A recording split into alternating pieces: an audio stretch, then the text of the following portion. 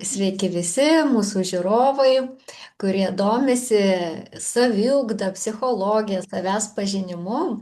Ir šiandien noriu Jums pristatyti viešnią iš pajūrio, moterį labai menišką, kuri iš tikrųjų labai turi daug kuo dalintis ir papasakoti. Ir šiandien pas mus svečiuose yra Dalia Bielskytė.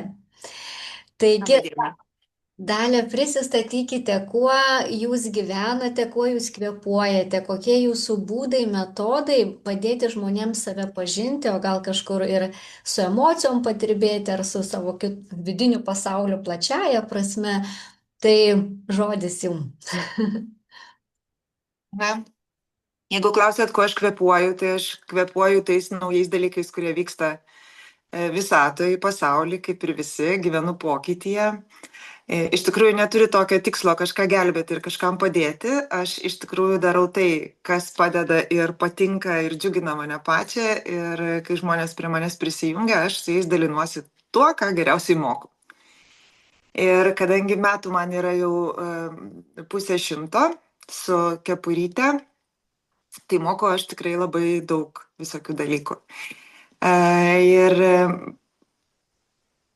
stipriai sureikšminti, sakykime, viso to irgi nesinori, todėl kad aš manau, kad visi mūsų gyvenimo etapai ir viskas, ko mes užsimam, yra labai panašu į žaidimą. Aš taip ir sakau dabar, šiuo metu mano mėgstamiausias žaidimas yra neurografika. Mhm. Ir būtent tai aš ir darau. Tai yra, aš vedu kursus, aš vedu transformacinės sesijas įvairiomis temomis, aš kuriu kaip išprotėjusi labai daug ir džiaugiuosi, kad didelis būrys žmonių jau pajuto neurografikos skonį, grožį, poveikį ir mokosi ir naudoja ją savo gyvenime. Ir dar plus mes kartu leidžiam laisvalaikį ir nuostabiai piešiam savaitgaliais. Tai vat, toks kūrybinis gyvenimas. Iš tikrųjų, vakar skambino dukra ir sako, mama, papasakok apie darbą. Sakau, tai kad toks įdomus etapas, kada mano gyvenime nebesiskiria darbas nuo kūrybos, džiaugsmas nuo darbo, viskas kartu, tai nei darbo, nei laisvalaikio, o tokia viena patvinusi kūryba. Tai va toks tas gyvenimas dabar yra šiuo etapu ir iš tikrųjų man tai labai patinka. Labai gera girdėti iš jūsų tokią žinutę išgirdau. Man atrodo labai svarbia kiekvienam žmogui, kad jūs negelbėjate nei pasaulio, nei žmonių, bet dalinatės tai, kas jums patinka, tuo žaidimu, kurį žaidžiate, ar ne, ir kas tai prijaučia, kas nori to pasisemti, ar ne, kažkaip vat, prisijungia prie jūsų ir ne tik, kaip sakyti, užsiemimuose, bet ir netgi savaitgaliai ir tikriausiai draugyšių kažkokių daugiau užsiplečia negu tik tai piešimo metu, ar ne?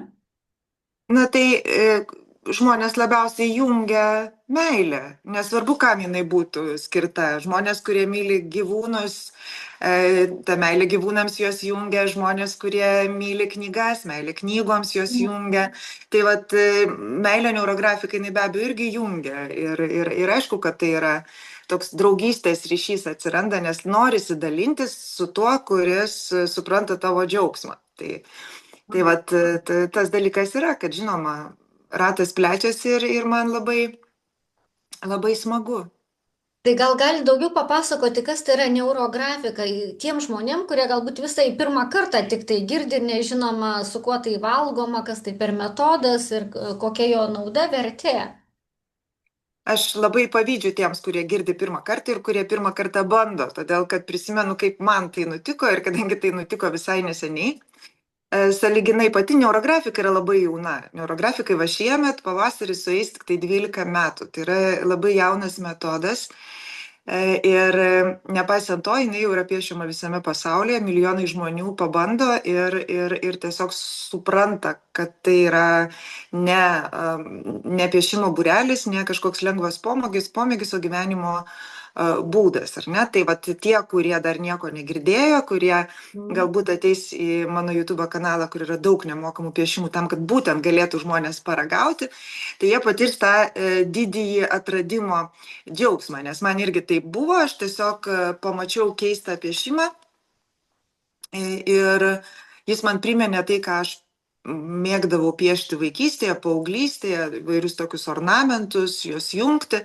Ir aš visiškai nebūdingai savo nuėjau į kažkokį nemokamą webinarą, pabandžiau ir iš karto po to pradėjau mokytis, nes tiesiog jausmas buvo, ir ne vienas žmogus tai sakė, tai yra jausmas grįžimo namo. O ten yra gerai, ten yra jauku, tai yra be galo malonu daryti ir plus dar tu gauni fantastišką poveikį.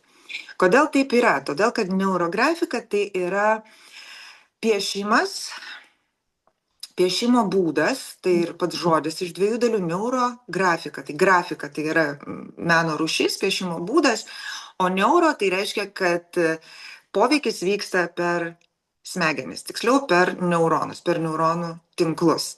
Ir tas dalykas iš pirmo žvilgsnio gali pasirodyti painus, bet iš tikrųjų tai yra labai paprasta.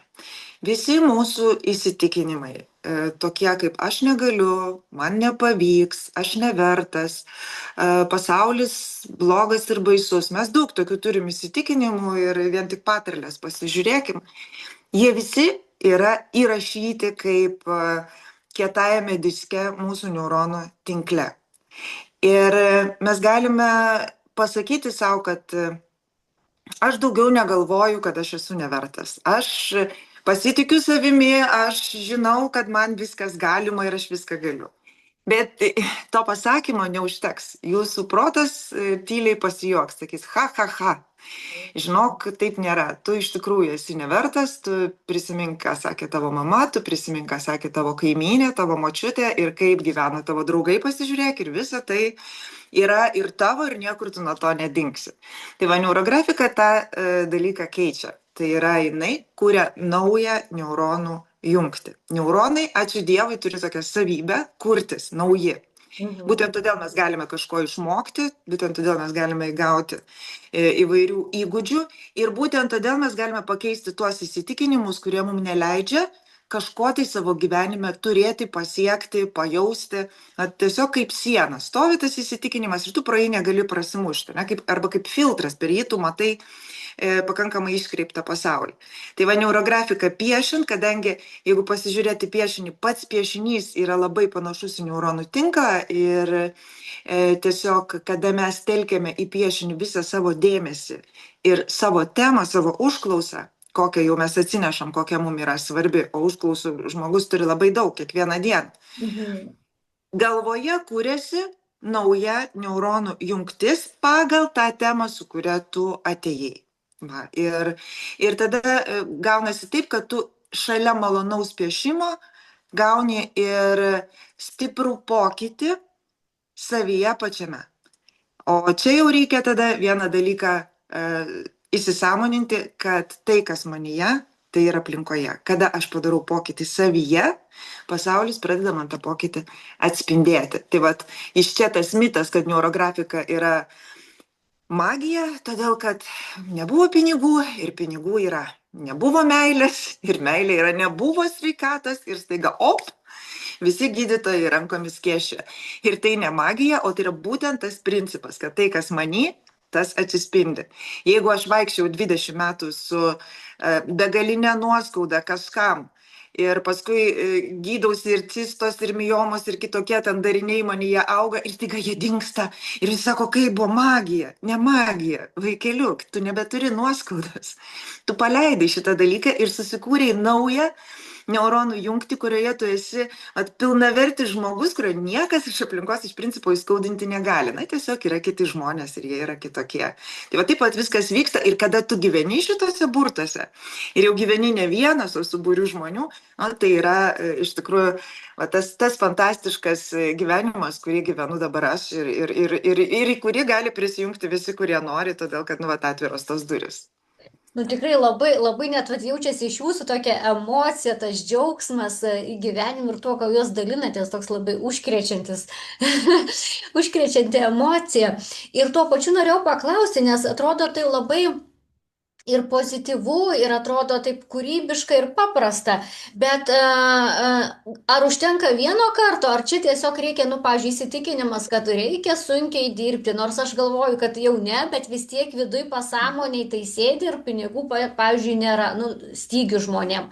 Ir ar užtenka vieno karto, ar ten jau tos neuronų jungtys jos pasikeičia ir susiformuoja kiti, ar tai reikia daryti, nežinau, kažkokia yra sistema, kažkiek kartų, kad jau paskui pastebėti, kad gyvenime jau atsiranda kažkokie pasiūlymai, idėjos tiem pinigam užsidirbti ir panašiai. Kaip jūs galėtumėte? Na, matot, galim dar tokią metaforą paimti kaip užsikimšęs vamzdis. Ne? Jeigu jį ten 30 metų pylė taukus, kavos tirščius, dar kažką jisai užsikišo ir na,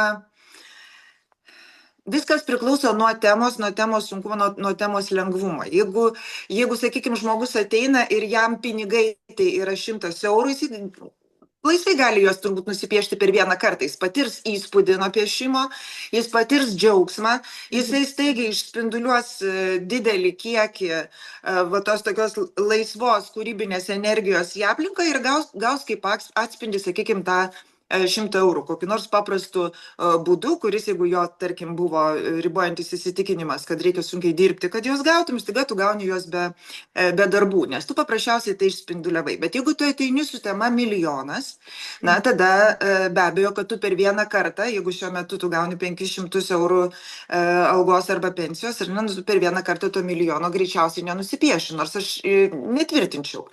Todėl kad jeigu žmogus sugebės patirti tokį didelį įspūdį ir tokį didelį pokytį per vieną kartą, na, Dieve duok. Bet šiaip neurografika, jinai yra procesinis dalykas. Jeigu jūs tik tai atėjot vieną kartą YouTube papiešėt kažką ir sakot, nu, dabar keičiamės. Dabar laukiam. Tai jūs primenat Karsoną, jeigu prisimenat, Karsonas pasodino kauliuką ir kas 15 minučių visi iškasdavo ir sakydavo, nu, jau sudygai, ar jau sudygai. Tai taip daryti nereikia. Reikia visam tam dalykui duoti laiko ir tą laiką duoti nesunku, todėl kad pats piešimas yra labai malonus ir dažniausiai, jeigu jau žmonės į neurografiką ateina, aš mėgstu sakyti, kad neurografika žmonės pakviečia. Tai visą laiką tą patį girdžiu. Aš atsitiktinai pamačiau. Tai nebūna atsitiktinai, tai būna tam tikras kvietimas, tai būna tam tikras sielos vedimas, todėl kad per neurografiką būtent į pokytį ne vienoj srity, o visame kame, į tą sielos prabudimą, į tą išėjimą į džiaugsmą eina kelias. Ir tas kelias yra neurografinė linija, apie kurią reikėtų pakalbėti atskirai, nes joje ir slypi visa esmė. Neurografinės linijos apibrėžimas yra toks, kad ji yra nenuspėjama. Tai yra, jinai yra nepanašiai į save kiekvienoj savo kelio atkarpoj ir mes nežinom, kur jį mus nuves. Čia yra oficialus mokslinis apibrėžimas, nes taip, neurografika yra mokslas, jinai yra tyrinėjama, jinai yra dėstoma institute, jos negali dėstyti bet kas, tu turi būtinai baigti institutą ir mokytis pas patį neurografikos metodo autorių Pavlą Piskariovą tam, kad tu gautum teisę tai daryti, nes tai yra būtent didžiulis žinių bagažas. Tai štai aš ir sakau, tai yra apibrėžimas. Jeigu tą apibrėžimą perkelti į mūsų gyvenimą, tai yra būtent tai, apie ką kalba ir psichologai, ir filosofai, ir apskritai visi šviesūs žmonės sako, kad jeigu tu varysi pagal šabloną, tai yra tu kartosi nuolatos tą patį paterną savo gyvenime, kurį kartoji, tu tam kely pokyčio nesutiksi. Tai va, neurografinė linija, kaip ir mūsų neuronai, kaip ir mūsų kraujagyslės, kaip ir visos linijos gamtoje, jinai yra tokia gamtiška, nenuspėjama, nepanašiai į save, nei vienoj savo atkarpo. Iš tikrųjų, kur be pažiūrėsit, jūs matysite neurografinės linijas, kas ir nutinka, kai žmonės pradeda piešti. Tai vat, yra toksai pasakymas, kad kai kuriom temom, kurios yra patys įsitikinimai tie vidiniai, nes ką daro neurografinis piešimas? Šalina ribojančius įsitikinimus. Tai yra tai, kas mūsų neprileidžia prie mūsų laimės, pasakykime taip, nes bez kurio noro galutinis taškas, tikrasis tikslas yra būti laimingu. Ko aš benorėčiau? Pinigų, meilės, vaikų, daiktų. Ką man suteiks tai? Man suteiks laimę. Vadinasi, ribojantis įsitikinimai mums riboja kelią į laimę. O neurografinė linija, jinai sugeba per tos apribojimus ne tik praeiti, bet ir juos transformuoti. Kodėl? Jeigu viena linija yra viena mintis, kita linija kita mintis. Anekdotą apie beždžionėlę atsimenat? Vieni žvėrys gražus, kiti laimingi, o beždžionėlė, o aš ir tokia, ką man daryti. Tai va toj vietoje atsiranda konfliktas. Kaip būti ir gražiu, ir laimingu vienu metu. Tai neurografika šitą dalyką sprendžia apvalinimas, kur dvi linijos, dvi mintis, dvi idėjos susiduria ir sudaro konfliktą, susidaro kampai. Mes juos paprasčiausiai užapvalinam. Ir bet tas įdomus dalykas, kad per taktilinį jutimą, per regą, per dėmesio koncentraciją, per pačią piešinio kūrybą, mūsų protas piešinį priima kaip absoliučią realybę. Ir kada mes ir vedame linijas savo idėjas, pripildydama jos dėmesiu, tuo dėmesiu, kurį kelia mūsų poreikis, ar ne, kažkokia tai mūsų tema, užapvaliname kampus, mes tuo būdu šalinam tuos ribojančius įsitikinimus. Ir tai vyksta piešiant nuolatos. Vadinasi, kuo daugiau tu nupieši linijų, kuo daugiau tu užapvalinsi kampų susidarančių tarp tų linijų, tuo didesnis pokytis vyks tavyje pačiame. Taip kad aš sakyčiau, kad piešti pradėjus ir, sakykime, pabandžius vieną kartą ir nesulaukus rezultato, yra tokia tikimybė, kad jūs jo nesulauksit. Jeigu jūs jo lauksit taip, rezultatė dabar ateik, greitai, mitriai. Bet jeigu jūs stebėsite aplinką, jeigu jūs piešite toliau, jeigu jūs pastebėsite mažus dalykus, jūs pradėsite džiaugtis, kad, žiūrėk, tai kas įvyko, ir čia įvyko, ir ten įvyko, tada šitas dalykas įvyksta greitai. Bet pasakyti tiksliai, kiek piešinių nupiešti, aš negaliu. Nes aš iš tikrųjų ir su žmonėm, kuriem toks klausimas kiltų, nesusiduriu. Pradedi piešti, nori piešti dar.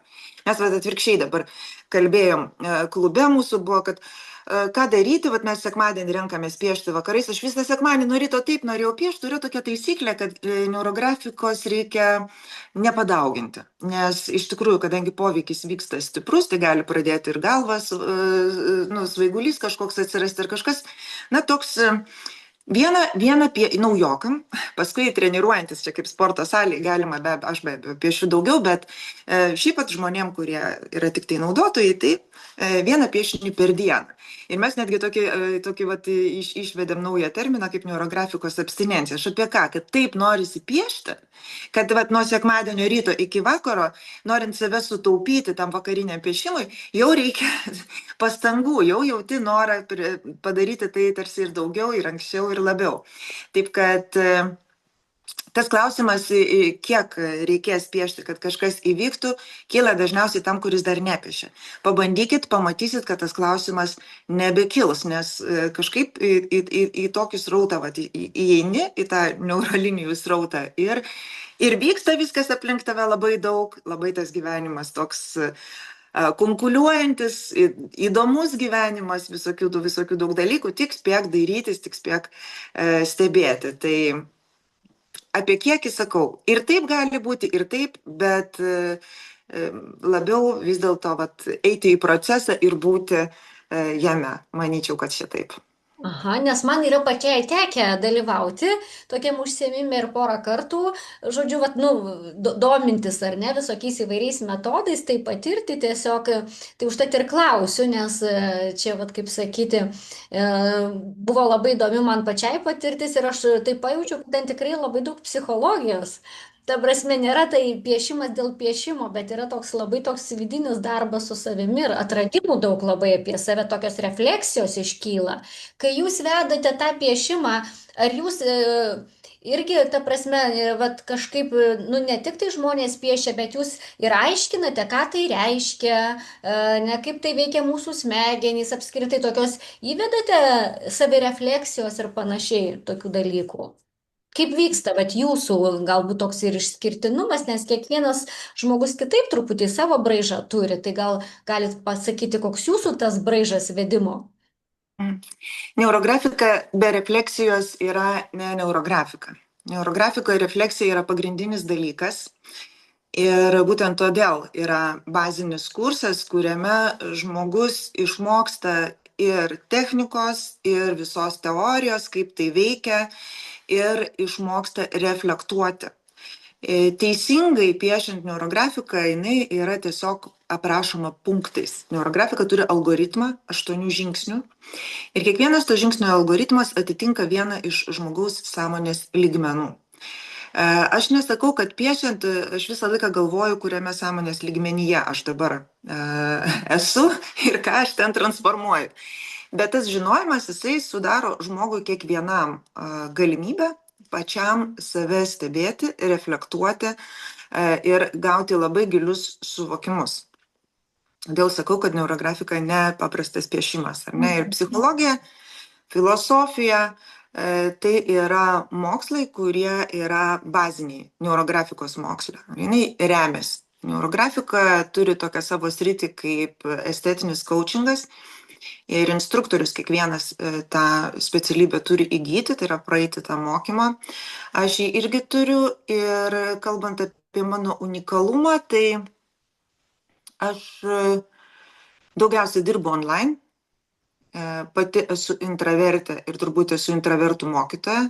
Nesakau, kad man nepatinka susitikti su žmonėmis gyvai ir dirbti su žmonėmis gyvai. Man patinka, bet pati neurografika ir galimybė gilintis į save, man vis dėlto yra toks labai individualus dalykas ir online formatas suteikia tą galimybę sėdėti tau su chalatu, su šlepetėm, susisukusi kažkokį tai jaukų lizdą, kada nori sustabdyti, kada nori išjungti, įsijungti įrašą, grįžti į tą energinę erdvę, kurią sukūrė instruktorius, grįžti į tą, sakykime, netgi dienos erdvę, ar ne? Pavyzdžiui, mes šiandien tokią ypatingą dieną susitikom, kada ir saulės užtemimas, ir kinų nauji metai. Tai vadinasi, tam įraše šitas energijas mes kažkam išsaugosim, kada jie bežiūrėtų, nes turi tokią savybę įrašas išsaugoti energiją. Tai vat man tas darbas online, jis patinka būtent dėl tų papildomų galimybių, kurias jisai duoda žmogui būti pačiam su savim.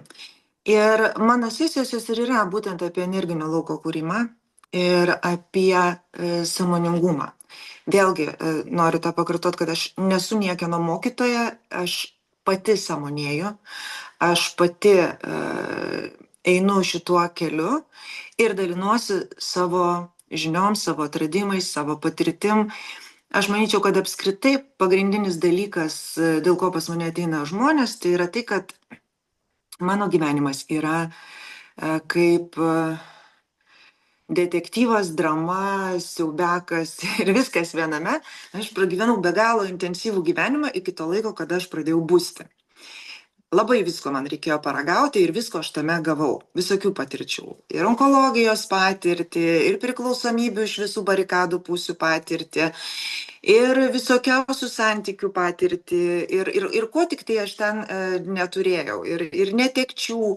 Vienu žodžiu, tai yra tokia vat kolekcija, kur aš prisimenu, kada neurografika atėjo į mano gyvenimą, aš paklausiau, kad o kodėl tu neatėjai tada, kada man buvo taip blogai? Ir tai atsakymas, todėl kad tada tu nežinotum, apie ką kalbėti. Jeigu tu ateini tik su vadovėliniam žiniom, tik su teorija, bet tu netaikai to savo, jeigu tu kiekvieną dieną, kiekvieną akimirką nedarai to pats ir tuo netiki, tu nieko negali perduoti, absoliučiai, kaip tu besiūlytum. O jeigu tu duodi tai, ką tu darai pats, tai, kuo tu tiki, tai, kas tau veikia ir tai, ką tu apskritai gali tiesiog imti, semti rieškučiomis, čiupinėti rankomis, jausti kvapą, va, tai yra tikrai. Būtent taip aš ir einu. Aš einu per temas, kurios man yra įdomios, absoliučiai visas temas. Ir aš tas temas tada labai giliai studijuoju pati ir ateinu 2–2,5 valandų non-stopiniam kalbėjimui. Tai yra, mes piešiam ir aš dalinuosi informaciją. Ir kas vyksta? Pavyzdžiui, neurografika, kai aš sakiau, kad jinai kūrė neuroninės jungtis, tai jeigu aš sėdėčiau ir dėstyčiau paskaitą, tai manęs neišgirstų, išgirstų 10% iš to, ką aš sakau. Čia tiesiog statistika tokia. Aš tikiu, kad kai dabar aš kalbu, jie irgi išgirsta 10% to, ką aš sakau. Ir aš netingiu kartoti. Man patinka, aš džiaugiuosi, nes ir savo to pačiu kartoju. Bet kada tu pieši, tai tavo protas, tai yra logiška, kad jis negirdi. Jis yra užsiėmęs kažkokiais tai savais reikalais, bet tuo tarpu tu gali priimti tiesiogiai tą informaciją apie tai, iš principo pasakysiu, kokia tai bebūtų tema, visa mano informacija yra apie tai, kaip nebekentėti, kad nebereikia. Lipkit iš apkasų, lyskit iš tankų. Aš ta prasme, kad, kai sako, sėdi žmogus tankė, nieko nemato. Na, vyksta pokytis aplinkui ir toje pokyčio energijoje kančia nebėra būtinybė. Ir atėjome mes čia būti laimingais ir jūs galite tai padaryti. Tai aš kaip išlipusi iš apkasų ir iš tanko, iš gilių depresijų ir atradusi tą, labai žodžiai visi nuvalkioti, net nežinau kaip tai pasakyti. Aš tiesiog gerai gyvenu, man tiesiog yra gera. Aš atsimerkiu ryte ir aš noriu gyventi tą dieną. Aš žinau, kad ji bus įdomi, aš jos laukiu. Man nebėra tokio, pirmadienis, pirmadienis. Pasikeitė, visiškai pasikeitė kokybė. Ir šitą dalyką aš transliuoju. Žmonės, kančia nėra jūsų nei privilegija, nei pareiga, nei atsakomybė. Apskritai tai yra nereikalingas daiktas. Darykim kitaip. Ir pasakoju, kaip tą kitaip galima daryti. Ir tuo pačiu mes piešim. Kiekvienas piešimas turi temą. Pavyzdžiui, mes piešiame be abejo 15 dieną, mes sekmadienį susitikom, mes be abejo piešiame meilę. Jūs neįsivaizduojat, koks tai buvo fantastiškas piešimas ir kokie tai buvo atsiverimai, per kuriuos mes, dabar aš jau vos nesupainioju jūsų, ne mes kalbėjomės, aš kalbėjau, žmonės piešė, bet mes visą laiką buvome ryšy, todėl kad iš tikrųjų, jeigu mes kalbėtumėm visi, tai neįvyktų ta tokia sinergija, ar ne? Žmonės mato mano piešinį, jie girdi mano balsą, mes kalbam, aš kalbu ir be abejo paskui mes dalinamės ir aptariam, bet tas laukas, kuris susikūrė, tas meilės laukas, meilės ne apie tai, kad ar tu ištekėjusi, ar ne, ar tu turi ką mylėti, o apie tai, kad meilė tai yra tiesiog substancija, kaip vanduo, kaip oras, kad meilę tu gali siūsti ne taip, kad aš jaudinuosi dėl tavęs, aš bijau dėl tavęs, ar ne, tada tu siunti ne meilę, tu siunti baimę. Meilę tu gali siūsti tokią gryną ir tyrą į bet ką, ne tik į žmogų, į augalą, į gyvūną, į daiktą, į tos pačius pinigus.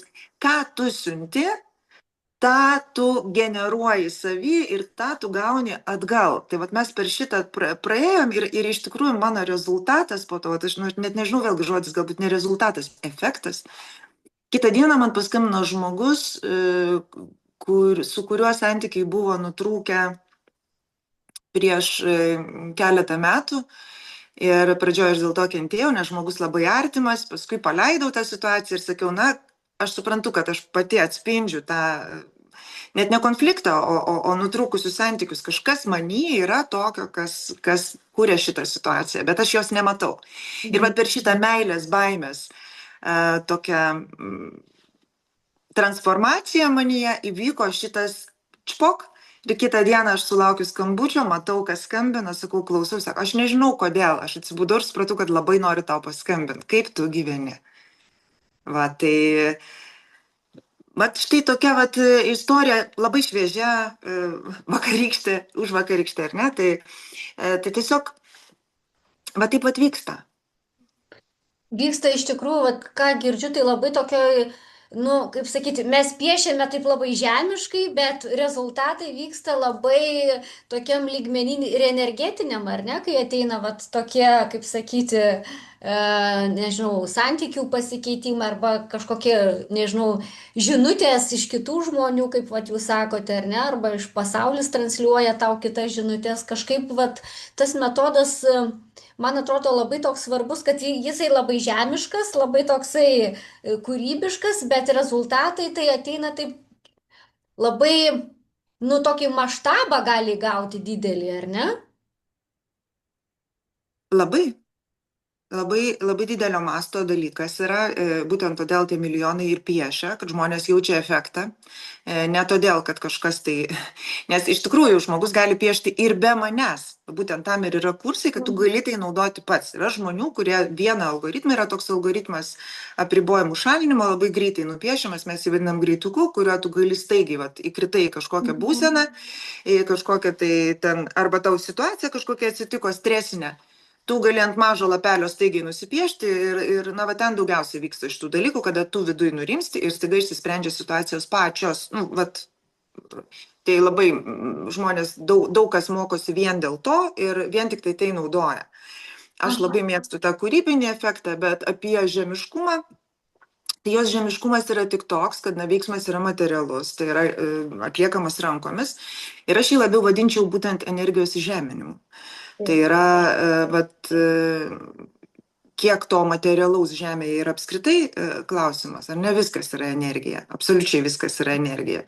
Tik tiek, kad mes dabar gauname labai naujas energijas, gauname jų labai daug, nesvarbu, ar apie tai žinome ar nežinome, bet žmonės jaučia įvairius simptomus, jaučia labai didelį pokyčių kiekį aplinkoje, kartais su to sunku susitvarkyti. Tai neurografika yra būtent tas dalykas, kuris padeda. Va tą simptomatiką, kažkokias tai nuotaikas kritinėjančias, kažkokius sveikatos simptomus, kuriem gydytojai neranda paaiškinimo. Ar ne? Tai va ta transformacijos, tie vadinami simptomai, jie per neurografiką labai gražiai tvarkosi, todėl kad ta energija, kurią mes gaunam, jinai per piešinį yra įžeminama.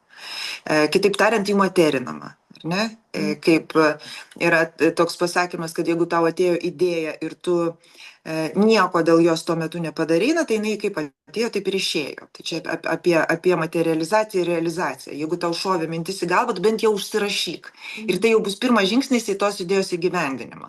Tai aš sakau, tai tu jau ją dabar nusipiešk.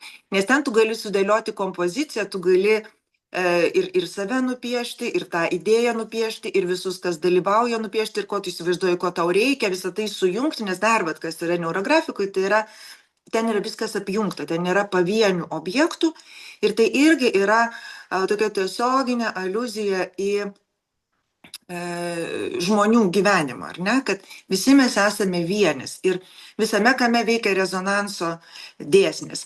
Jeigu tu padarai kažkokį tai vieną žingsnį, ar ne, tai automatiškai įvyks dar keletą žingsnių, nes viskas yra tarpusavyje susiję.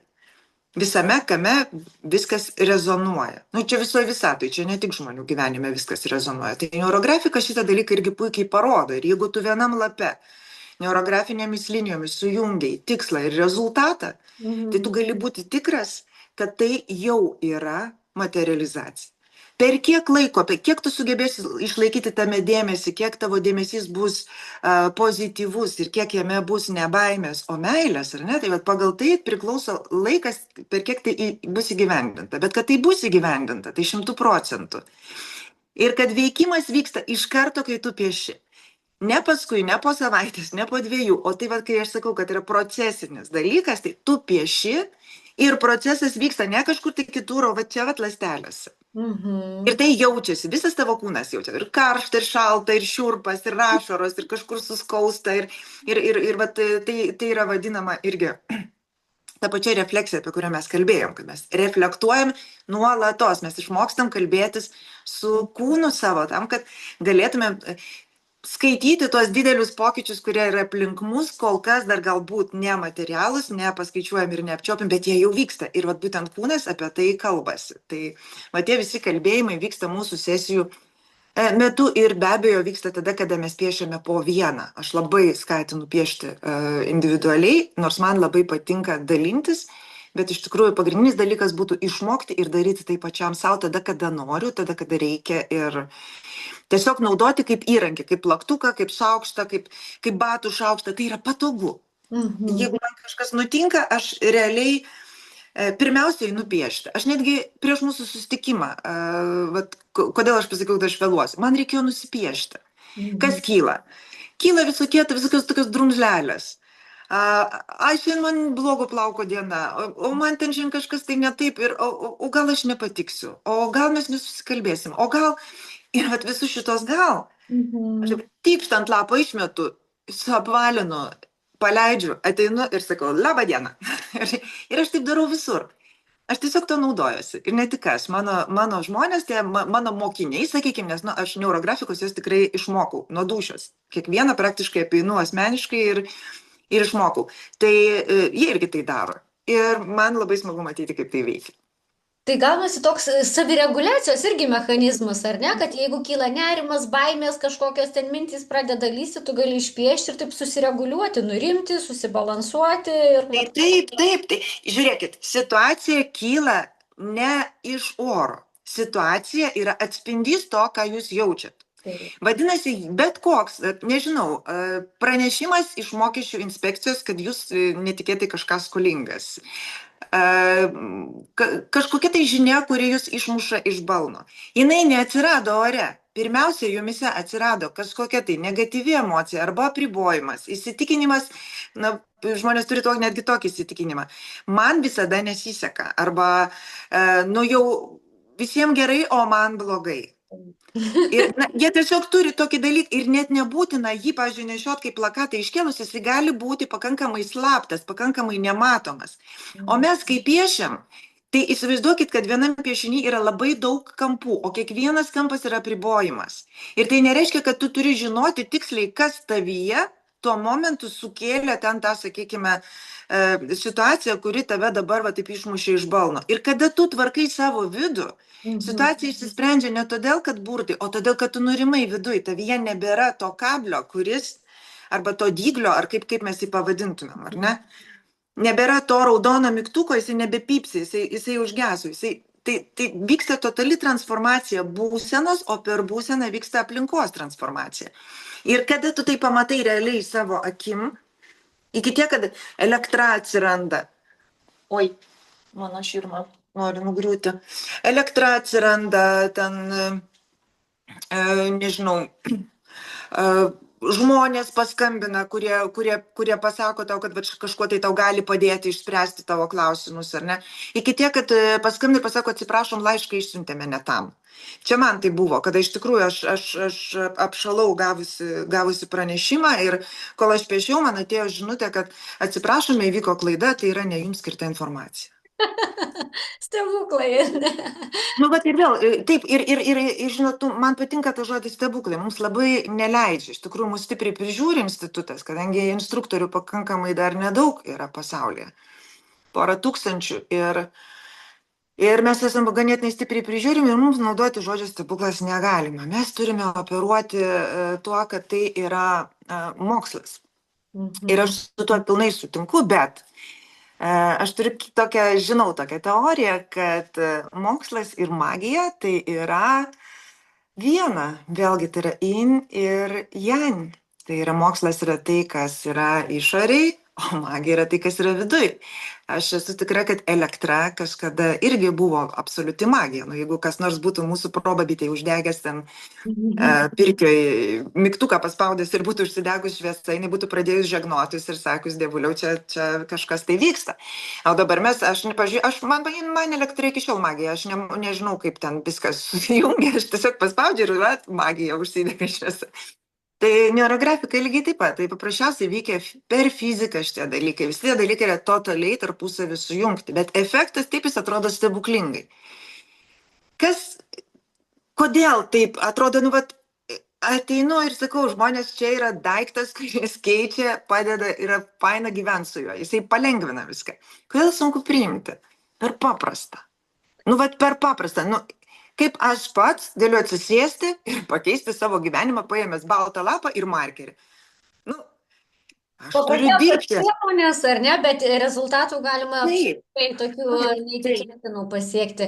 Kadangi dalį mūsų laikas, o paskutinė minutė, kad nenutrūktų tiesiog taip netikėtai, tai aš labai prašysiu jūsų visų video ar nuorodų kažkokių, kur galima jūs rasti, kaip jūs pasiekti, kaip galima jūsų pasiklausti, ar prisijungti į klubą kažkokį, išbandyti kažkam, o gal kažkam atrasti visiškai naują tokį hobį, tokių manifestacijų, tokių savireguliacijos dalykų ir panašiai, tai labai būsiu dėkinga, pridėsim prie šito video ir labai ačiū Jums už pokalbį, už tą energiją, kurios Jūs turite, už tas spalvas, kurių ten už Jūsų matau visokių labai įdomių neuronų jungčių padarytų, ar ne? Tai dėkui Jums už šitą metodą, kad Jūs dalinatės ir tegul tie žmonės atranda Jūs, kuriems reikia to, kaip Jūs kažkada atradot. Už tą metodą ačiū kūrėjai. Ačiū už mūsų neuronus, kurie gali keistis, kurie yra labai